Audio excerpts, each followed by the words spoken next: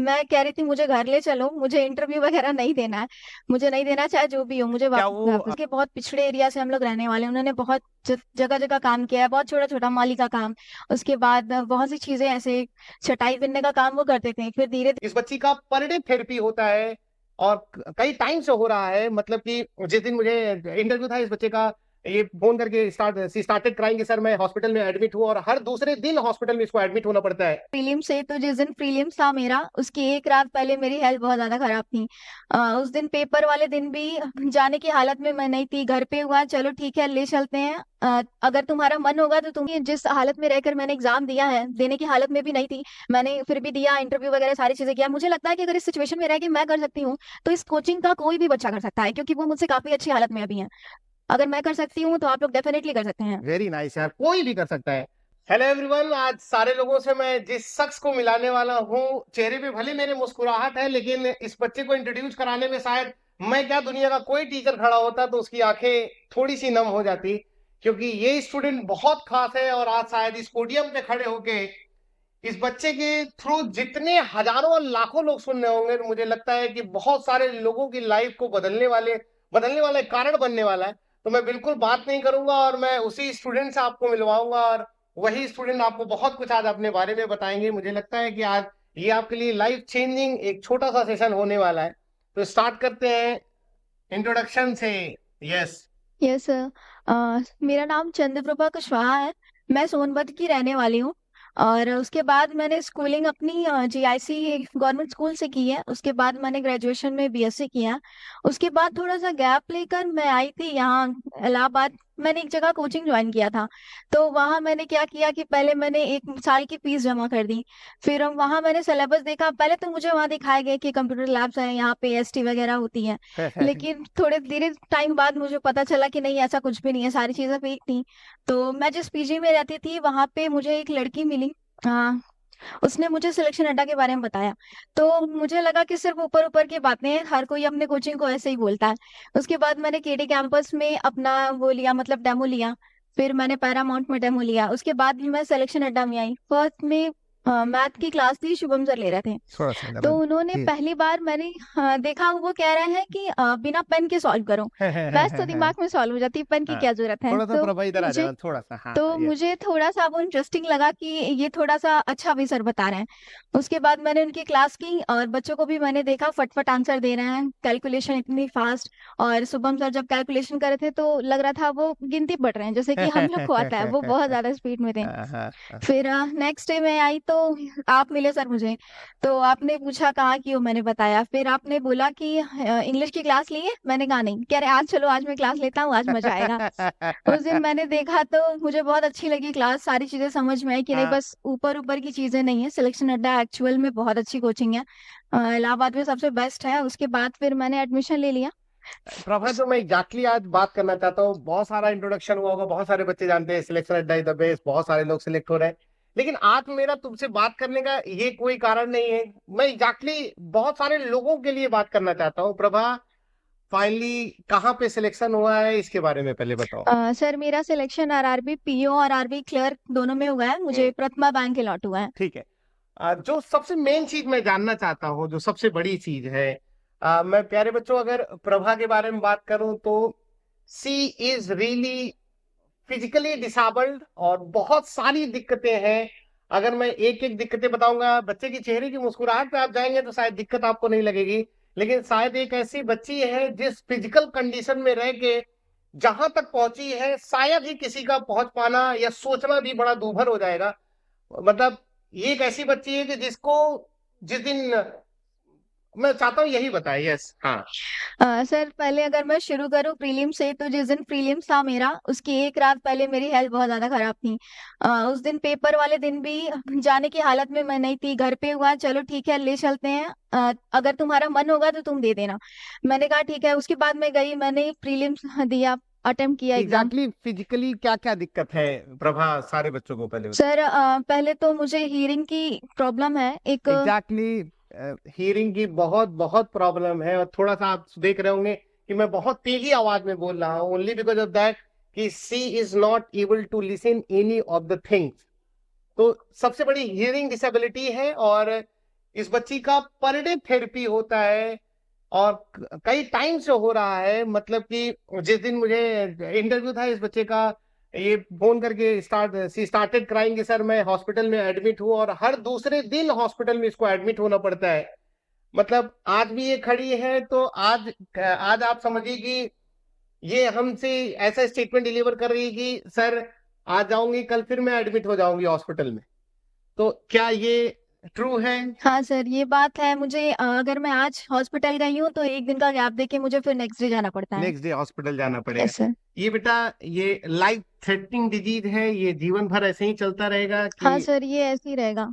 मतलब तुम इसी के साथ अपने जीवन को जीवन को चलाओगी? मुझे चलाना पड़ेगा ऐसे ही।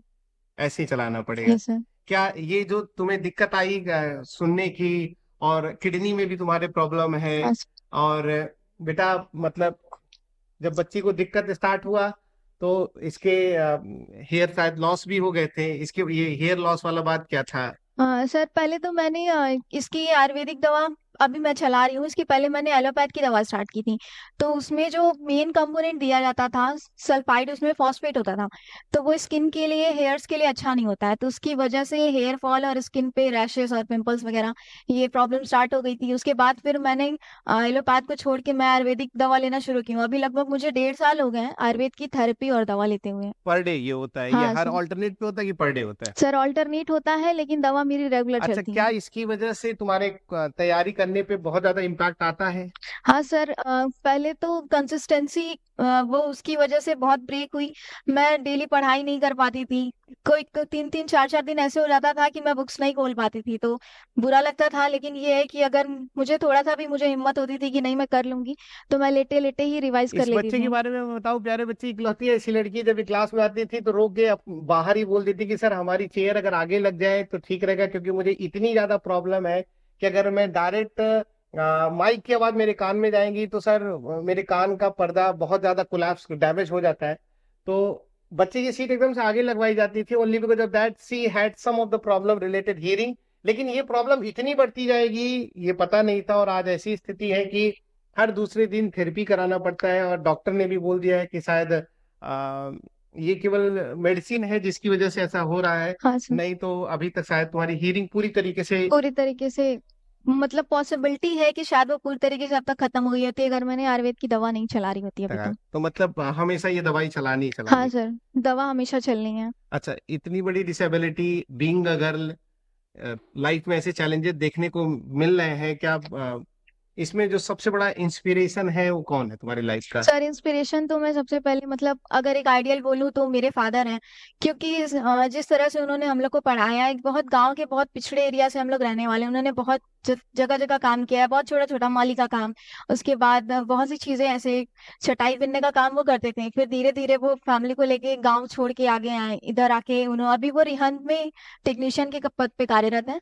तो जिस तरह से उन्होंने हमें पढ़ाया, बड़ा किया, तो वो मेरे लिए सबसे बड़े आइडियल है। सबसे बड़ा आइडियल आपके अच्छा। फादर।